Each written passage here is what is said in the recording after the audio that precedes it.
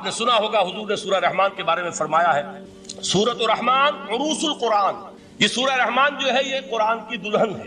جیسے دلہن کو آپ خوشنما لباس پہناتے ہیں، آراستہ پیراستہ اس کو گہنے اور اس کو زیور پہناتے ہیں، تو جس طریقے سے سجاتے ہیں آپ دلہن کو، اللہ تعالیٰ نے ایک سورت قرآن مجید میں یہ ایسی رکھی ہے سورہ رحمان کی، اسے خوب سجایا ہے. اس میں الفاظ کا در و بست، اس کا اپنا ایک ڈیوائن میوزک ہے. وہ تو اللہ تعالیٰ قراء جو ہے خاص طور پر مصر کے قراء، اللہ تعالیٰ ان پر رحمت نازل فرمائے، ان کی خطاؤں سے درگزر کرے.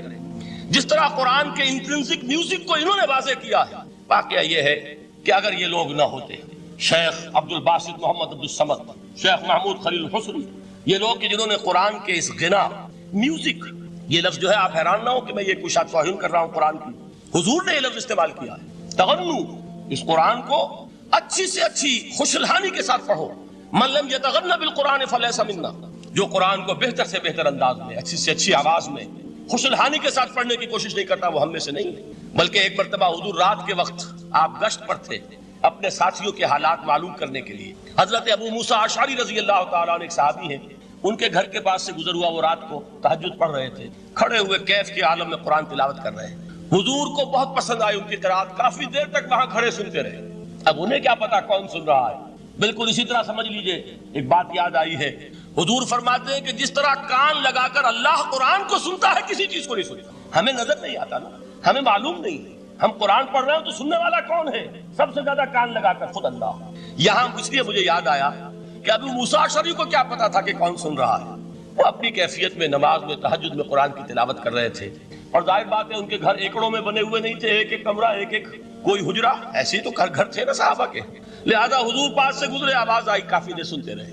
اس کے بعد آپ تشریف لے گئے، صبح فجر میں ملاقات ہوئی تو حضور نے تحسین کے انداز میں فرمایا، یا ابا موسیٰ انک قد اوتیت مزمارا من مزامیر آل داؤد. اے ابو موسیٰ، تمہیں تو آل داؤد کے سازوں میں سے ایک ساز اللہ نے عطا فرما دیا. جس طرح حضرت داؤد، لہن داؤدی مشہور ہے کہ جب وہ پچھلے پہر رات کو حمد کے ترانے الاپتے تھے، قرآن میں ہے کہ پرندے شامل ہو جاتے تھے ساتھ، اور پہاڑ وجد میں آتے تھے، پہاڑ بھی ان کے ساتھ شریک ہوتے تھے. تو جس طرح کا اللہ نے ان کو لہن عطا فرمایا تھا، حضور نے تحسین کے انداز میں فرمایا ہے ابو موسیٰ اشعری، اللہ نے تمہیں بھی آل داؤد کے سازوں میں سے ایک ساز عطا فرمایا. بہرحال قرآن مجید کا جو یہ میوزک ہے، قرآن کے الفاظ کا جو حسن ہے، جہاں تک حسن معنوی ہے وہ تو ہر لفظ میں ہے، لیکن یہ حسن ظاہری، حسن صوتی، حسن لفظی، یہ اپنے کلائمیکس پر آپ کو نظر آئے گا سورہ رحمان. لیکن قرآن میں یہ سورت اس اعتبار سے بھی ممتاز ہے، اس کی 4 آیات پر ذرا توجہ کریں گے، عجیب حقائق سامنے آئیں گے. جہاں یہ قرآن مجید کے حسن صوت اور حسن لفظی کی معراج ہے، وہیں اس کی پہلی 4 آیات میں 4 چوٹی کی چیزوں کا ذکر ہے، سب سے اونچی چیز ہے. پہلی آیت کیا ہے؟ الرحمن. ایک آیت ہو گئی. رحمان کیا ہے؟ اللہ کا نام ہے. کبھی آپ نے غور کیا اللہ کے ناموں میں سب سے پیارا نام کون سا ہوگا؟ رحمان. کیوں؟ اس کا مادہ کیا ہے؟ رحمت. ہمیں سب سے بڑھ کر جس چیز کی ضرورت ہے وہ کیا ہے؟ رحمت خداوندی. نام اچھی طرح سن لیجئے اس حضور کے قول کو. حضور فرماتے کوئی شخص جنت میں مجرد اپنے عمل کی بنیاد پر داخل نہیں ہو سکے گا جب تک کہ رحمت خداوندی دستگیری نہ کرے. کسی صحابی نے بڑی ہمت اور جرأت کا ثبوت دیا کہ پوچھ لیا کیا حضور آپ بھی؟ جب آپ نے فرمایا کوئی شخص داخل نہیں ہو سکتا جنت میں محض اپنے عمل کی بنیاد پر جب تک کہ رحمت خداوندی جو ہے وہ دستگیری نہ فرمائے. پوچھا گیا کیا آپ بھی؟ آپ نے فرمایا ہاں میں بھی. آپ انداز کیجئے کہ اگر محمد الرسول اللہ بھی رحمت خداوندی کے ضرورت مند ہوں تو تاب دیگراں چے رسد، ہماری تو سب سے بڑی ضرورت رحمت خداوندی. اب یہ رحمت جو ہے قرآن مجید میں اللہ تعالیٰ کی یہ شان 2 الفاظ کے ذریعے سے آتی ہے، رحیم اور رحمان. اور کوئی مادہ نہیں ہے جس سے 2 نام بنتے ہوں اللہ، لیکن یہ مادہ ہے واحد رحمت کا کہ جس سے رحمان بھی ہے رحیم بھی ہے. رحیم صفت مشبہ ہے، رحمت دائم ہو جائے گی، مستقل ہوگی تو رحیم کہیں گے. اور رحمان، اس میں رحمت کی ہے وہ شان ہے کہ جیسے ٹھاٹھے مارتا ہوا سمندر ہو، ہیجان کی کیفیت، طوفانی کیفیت. رحمت خداوندی کا طوفانی جوش وہ ہے رحمان. آپ تو رہتے اس علاقے میں ہیں، آپ کو معلوم ہے عرب اگر بھوکا مرا جا رہا ہو تو کیا کہے گا؟ انا جوعان. پیاسا مرا جا رہا ہو انا عطشان. بہت غضبناک ہوگا غضبان. غضبان آصفہ قرآن میں آیا ہے، بہت غضبناک. رحمان جس کی رحمت جو ہے جوش میں ہے، ٹھاٹھے مارتے ہوئے سمندر کے مالک. تو یہ اللہ تعالیٰ کے ناموں میں سب سے پیارا نام. اب آگے چلیے. الرحمن علم القرآن. رحمان نے قرآن سکھایا. رحمت خداوندی کا سب سے بڑا مظہر رحمان کی رحمانیت کا سب سے بڑا مذہب قرآن ہے۔ ان میں جو منطقی ربط ہے اس کو سمجھتے جائیے۔ اچھا آپ یہ سوچئے، جو علم بھی انسان کو حاصل ہوا وہ کس نے دیا؟ اللہ نے۔ سائنس کا علم کس نے دیا؟ اللہ نے۔ علم آدم الاسماء کلھا، وہ علم الاسماء جو حضرت آدم کو دے دیا گیا تھا ازل میں، یہ اسی کا ظہور ہے، یہ اسی کی ایکسفولیشن ہے جو ہو رہی ہے اور ہوتی رہے گی ابھی۔ اور جو اور دوسرے علم ہے وہ کس نے دیا؟ اللہ نے۔ لا یحیطون بشیء من علمہ الا بما شاء، مخلوق میں سے کوئی اللہ کے علم میں سے کسی شے کا احاطہ نہیں کر سکتا مگر وہ جتنا اللہ دینا چاہے۔ لیکن یہ کہ تمام علوم میں چوٹی کا علم قرآن، نوٹ کرتے جائیے، چوٹی کی چیزیں جمع کیجیے۔ اللہ کے ناموں میں چوٹی کا نام رحمان، اللہ نے جو کچھ انسان کو سکھایا اس میں چوٹی کا علم قرآن۔ خلق الانسان، انسان کو پیدا فرمایا۔ سوال یہ کہ حیوانات کو کس نے پیدا فرمایا؟ آسمان کس نے پیدا کی؟ زمین کس نے پیدا کی؟ فرشتے کس نے پیدا کی؟ کیا مطلب خلق الانسان؟ اس کی تمام مخلوقات میں اس کا کلائمیکس، اس کی تخلیق کی معراج، اس کے تخلیق کا نقطہ عروج انسان ہے۔ یہ ہے کہ جو مسجود ملائک بنا ہے۔ وَلَقَدْ كَرَّمْنَا بَنِي آدَمَ وَحَمَلْنَاهُمْ فِي الْبَرِّ وَالْبَحْرِ وَرَزَقْنَاهُمْ مِنَ الطَّيِّبَاتِ وَفَضَّلْنَاهُمْ عَلَى كَثِيرٍ مِّمَّنْ خَلَقْنَا تَفْضِيلًا۔ تو تخلیق میں سب سے اونچی تخلیق انسان کی، علموں میں سب سے اونچا علم قرآن کا، اللہ کے ناموں میں سب سے اونچا نام رحمان۔ تقاضے پورے کرو۔ تقاضے کیا ہے؟ ایمان ہے تو عمل درست ہونا چاہیے، ایمان ہے تو جہاد ہونا چاہیے، ایمان ہے تو جان اور مال کھپانی چاہیے۔ تو جو ایمان دوسرے لوگ جس طرح لائے ہیں، حمزہ بھی تو ایمان لائے ہیں، آخر ان کا راستہ تمہیں نظر نہیں آ رہا؟ ابو بکر ایمان لائے ہیں، ان کی طرح ایمان لاؤ۔ تو انہوں نے کیا کہا؟ انؤمن کما آمن السفہاء، کیا ہم اس طرح ایمان لائے جیسے یہ بے وقوف لائے؟ سفیہ کا لفظ تو سبھی جانتے ہیں، یہ سفہاء کسے کہہ رہے ہیں؟ آپ نے پڑھا تو بہت مرتبہ ہوگا ان آیات کو، کبھی سوچا کس کو کہہ رہے ہیں؟ وہ ابو بکر کو کہہ رہے ہیں، وہ حمزہ کو کہہ رہے ہیں، وہ عمر کو کہہ رہے ہیں۔ ان کی تو مت ماری گئی، غر ہؤلاء دینہم، انہیں تو کوئی ہوش ہی نہیں۔ 2 مرتبہ حضرت ابو بکر نے وہ کام کیا ہے کہ ہر ورلڈلی وائز انسان یہ کہے گا کہ حماقت کی ہے، جس کے سامنے دنیا ہے۔ جب ہجرت کے لیے حضور تشریف لے جا رہے تھے، 40,000 درہم کا سرمایہ تھا، جبکہ حضرت ابو بکر ایمان لائے، مکے کے چوٹی کے تاجروں میں سے تھے، جو ملک التجار کہلاتے۔ لیکن اب وہ روپیہ کہاں خرچ ہوا؟ بلال کو خریدا، روپیہ دے کے خریدا یا ویسے خرید لیا؟ آزاد کر دیا۔ ابو فقی کو خریدا، آزاد کر دیا۔ 6 ہیں غلام اور کنیزیں محمد رسول اللہ پر ایمان لانے والے، جن کو ابو بکر نے اپنے پیسے سے خریدا اور آزاد کیا۔ یہ روپیہ تو پگھل رہا ہے نا، جو تھوڑی بہت پونجی رہ گئی ہے۔ تو جب حضرت حضور ہجرت کے لیے تشریف لے جا رہے، وہ ساری پونجی اپنے ساتھ لے گئے، گھر والوں کو چھوڑ کر گئے۔ بوڑھا باپ اندھا ابو قحافہ، بعد میں وہ بھی ایمان لے آئے۔ اور یہ ابو بکر ہے کہ جن کی 3 نسلیں ایک وقت میں موجود تھی مسلمانوں کی۔ ابو قحافہ مومن، ابو بکر مومن، اور ابو بکر کی اولاد میں عائشہ، اسما اور ابو بکر اور عبد الرحمن ابن ابی بکر، یہ کون ہے؟ تو 3 نسلیں جس کی بیک وقت رہی ہیں ایمان میں، وہ شاذ لوگ ہیں، ان میں ابو بکر۔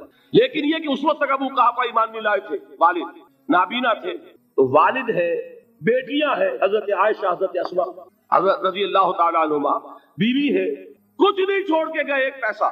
جب باپ کو معلوم ہوا بیٹا چلا گیا محمد کے ساتھ صلی اللہ علیہ وسلم، شخص غصے میں ہے، پیچ و تاب میں ہے، اب ہمارا کون والی وارث ہوگا؟ کون ہے ہماری خبرگیری کرنے والا؟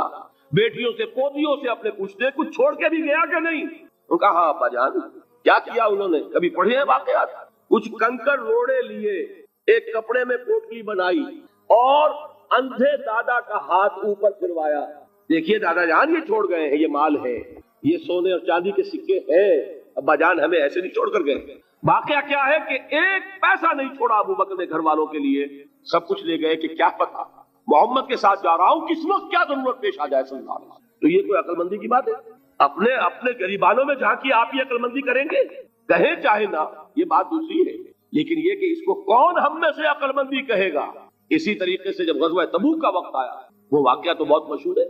حضرت عمر فرماتے ہیں کہ اس زمانے میں میرے پاس اتفاقاً پیسہ بہت تھا، میں نے یہ سوچا دل میں کہ اس مرحلے پر تو میں ابو بکر سے بازی لے جاؤں گا۔ مسابقت ان میں بھی تھی، لیکن نیکی کی مسابقت، خیر کی مسابقت، انفاق فی سبیل اللہ کی مسابقت۔ تو میں نے سوچا کہ میں بازی لے جاؤں گا۔ میں نے کیا کیا، کل دولت جو تھی اس کے 2 حصے کیے، ایک حصہ گھر رکھا اور ایک لا کے حضور کی خدمت میں پیش کر دیا۔ حضور نے پوچھا کہ عمر گھر والوں کے لیے کچھ چھوڑا؟ کہ جی ہاں، نصف کیا میں نے، نصف اللہ کی راہ میں حاضر ہے، نصف چھوڑا ہے، ٹھیک ہے۔ اب وہ آئے ابو بکر، پوچھا حضور نے ابو بکر گھر والوں کے لیے کچھ چھوڑا؟ کہ نہیں۔ صدیق کے لیے ہے خدا کا رسول بس، گھر میں اللہ اور اس کے رسول کے نام کے سوا کچھ نہیں، یہی ہے نا، پروانے کو چراغ ہے، بلبل کو پھول بس، اور صدیق کے لیے ہے خدا کا رسول بس، مجھے گھر والوں کے لیے کچھ نہیں چاہیے۔ یہ کام جو ہے تو یہ جن کا ہم اس وقت ذکر پڑھ رہے ہیں منافقین، ان کے نزدیک حماقت تھی یا عقل مندی تھی، یہ سمجھداری تھی یا بے وقوفی تھی؟ وہ ہے جو بات کہہ رہے ہیں کہ جب ان سے کہا جاتا ہے ایمان لاؤ بھلے لوگوں کی طرح جیسے دوسرے لوگ ایمان لائے ہیں، تو کیا کہتے ہیں؟ انؤمن کما آمن السفہاء الا انہم هم السفہاء ولکن لا یعلمون، آگاہ ہو جاؤ، اصل احمق یہ ہے، اصل بے وقوف یہ ہے، انہیں نہیں پتا کہ حقیقت کیا ہے، نفع کیا ہے، نقصان کیا ہے۔ وہ جو بات میں نے سورۃ العصر میں بیان کی تھی، والعصر ان الانسان لفی خسر الا الذین آمنوا وعملوا الصالحات وتواصوا بالحق وتواصوا بالصبر، جس کے ذہن اور قلب پر یہ صورت کندہ ہو جائے گی، اس کے نزدیک عقل مندی یہ ہے کہ سب کچھ اللہ کی راہ میں لگا دو، جس کے دل میں یہ بات بیٹھی نہیں، اس کے لیے عقل مندی یہ ہے کہ بچا بچا کر رکھو، چھپا چھپا کر رکھو، سنبھال سنبھال کر رکھو۔ عقل مندی کا اس میں تقاضا کچھ اور، اس میں تقاضا کچھ اور، لیکن یہاں بھی فرمایا وَلَٰكِن لَا يَعْلَمُونَ، انہیں ابھی علم نہیں ہے اس کا۔ اس سے پہلی آیت میں بھی فرمایا وَلَٰكِن لَا يَشْعُرُونَ، انہیں شعور نہیں ہے۔ دیکھیے میں آپ کو بتا رہا تھا یہ وہ غیر شعوری نفاق ہے، یہ بڑھتا چلا جا رہا ہے۔ پہلے جھوٹا بہانہ تھا، پھر جھوٹی قسمیں ہوئیں، پھر دشمنی ہو گئی صادق الایمان، جو جان اور مال لگا رہے ہیں، نچھاور کر رہے ہیں پروانہ وار، اللہ پر، اللہ کے دین کے اوپر نثار کر رہے ہیں اپنے آپ کو، ان سے عداوت، ان سے دشمنی، ان کا بغض، یہ تھرڈ سٹیج تک پہنچ گئے۔ اب بھی وہ اپنے آپ کو منافق نہیں سمجھتے، وہ سمجھتے عقل مند تو ہمیں، یہ تو بے وقوف ہے، ہم ہیں اصل میں بھائی، سمجھ کے چلنا چاہیے، تیل دیکھنی چاہیے، تیل کی دھار دیکھنی چاہیے، دائیں بائیں دیکھنا چاہیے، حفاظت کا بھی خیال ہونا چاہیے، یہ ساری چیزیں تو عقل مندی ہے نا دنیا کے اعتبار سے، تو وہ تو انہیں بے وقوف سمجھ رہے ہیں، اپنے آپ کو منافق کہاں سمجھیں گے؟ چاہیے ٹھیک ہے بھائی، دین بھی چاہیے لیکن دنیا کی فکر بھی چاہیے کہ نہیں؟ یہ آپ کہتے ہیں کہ نہیں کہتے ہیں؟ یہ تو بات آپ نے بہت دفعہ سنی بھائی، ٹھیک ہے دین بھی ہونا چاہیے لیکن دنیا بھی تو ہونی چاہیے کہ نہیں؟ یہ ہے سمجھ دنیا کی، یہ ہمارے معیارات ہیں۔ یہی وجہ ہے کہ دین ذلیل سے ذلیل تر ہو رہا ہے۔ دین وہ جو میں نے حال ہی کے اشعار سنائے تھے کہ پستی کا کوئی حد سے گزر نہ دیکھے، اسلام کا گر کر نہ ابھر نہ دیکھے، مانے نہ کبھی کہ مد ہے ہر جزر کے بعد دریا کا ہمارے جو اتر نہ دے۔ یہ دریا چڑھا کب تھا؟ جب صحابہ کرام نے وہ فینیٹسزم جس کو آج ہم کہیں گے، اس کا جب مظاہرہ کیا، اس کا ثبوت دیا، دامے درمے سخنے، جان مال تن دھن سب لگا دیا، تو اللہ کے دین میں بہار آ گئی، رونق آ گئی، دین کا غلبہ ہو گیا۔ اور جب ہم اپنے سمجھ کر رکھیں گے تو ظاہر بات ہے کہ اس کا تو پھر جو حشر ہوگا وہ وہی۔ دین میں کمزوری، ہماری دنیا جو ہے پھل رہی ہے، پھول رہی ہے، دین جو ہے وہ کمزور ہوتا چلا۔ یہ ہے تھرڈ سٹیج اس نفاق کی، کہ جس کے بعد اب کوئی امکان واپسی کا نہیں ہے۔ یہ غیر شعوری نفاق، جان لیجئے کہ یہ نہیں ہے کہ ماضی ہی ماضی میں تھا اب اس کا کوئی امکان نہیں، یہ نہ سمجھیے۔ اب بھی یہ نفاق جو ہے، یہ میں بتا دوں آپ کو، ایک عام آدمی ہے، دین کا تقاضا ہی سامنے نہیں ہے، اسے پتہ ہی اتنا ہے کہ اللہ کے دین کا تقاضا نماز روزہ، وہ نماز روزہ کر رہا ہے، اس پر نفاق کا حملہ نہیں ہوگا۔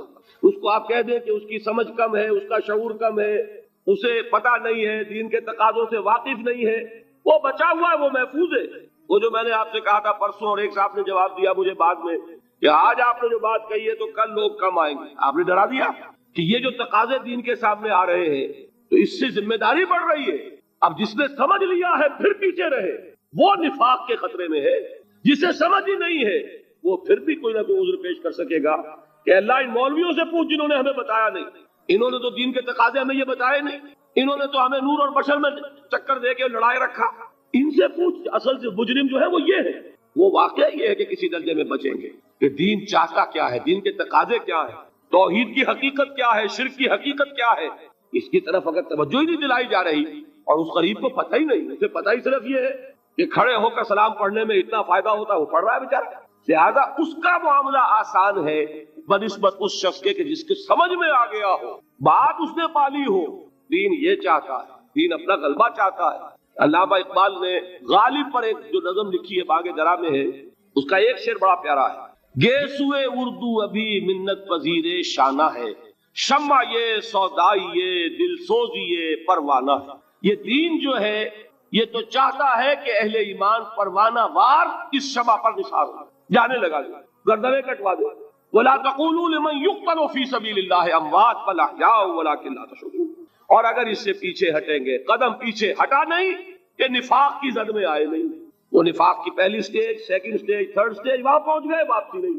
اس کے لیے ایک اور 2 آیات میں چاہتا ہوں کہ اس سے اس حقیقت کو اور سمجھ لیں اچھی طرح، تاکہ کوئی اشکال نہ رہ جائے۔ ایک آیت تو میں نے شروع میں پڑھی تھی، ایک نہیں ہے، یعنی ایک جگہ سے سورہ عنکبوت، اور ایک آیت ہے سورہ حج کی، وہ میں نے شروع میں تلاوت نہیں کی۔ سورہ حج کی آیت دیکھیے، اس قدر پیاری آیت ہے، دوسرے رکوع کے اندر آپ کو آیت ملے گی، سورہ حج 17ویں پارے میں ہے، نصف کے بعد شروع ہوتی ہے، اور اس کے دوسرے رکوع وَمِنَ النَّاسِ، اور لوگوں میں سے کچھ ایسے بھی ہیں، مَن يَعْبُدُ اللَّهَ عَلَى حَرْفٍ، جو اللہ کی بندگی کرنا چاہتے کنارے پر کھڑے ہو کر۔ ایک ہے منجھار میں کودنے والے کہ ہر جباد آباد ماں کشتی دراب انداختے، جیسے کہ طارق نے کیا تھا، ادھر ساحل اندلس پر قدم رکھا، ادھر کشتیوں میں آگ لگا دی، کہ کسی کے دل میں خیال ہی نہ آئے کہ واپسی بھی ہے، کوئی کسی کے ذہن میں سوال ہی پیدا نہ ہو کہ اب گھر واپس جانا ہے۔ طارق چبر کنارہ اندلس سفینہ سو، گفتند کارے تو رہے عقل و خرد خطاس۔ دیکھیے وہی عقل اور بے وقوفی والی بات آ گئی، لوگوں نے کیا یہ طارق کیا کیا، عقل مندی کی روح سے تو یہ غلطی کی تم نے۔ عقل تو یہ سکھاتی ہے کہ ذرا سنبھل کر چلو، جذبہ یہ کہتا ہے کہ نہیں، واپسی کا کوئی سوال نہیں۔ اس نے اقبال نے یہی نقشہ کھینچا ہے کہ بے خطر کود پڑا آتش نمرود میں عشق، عقل ہے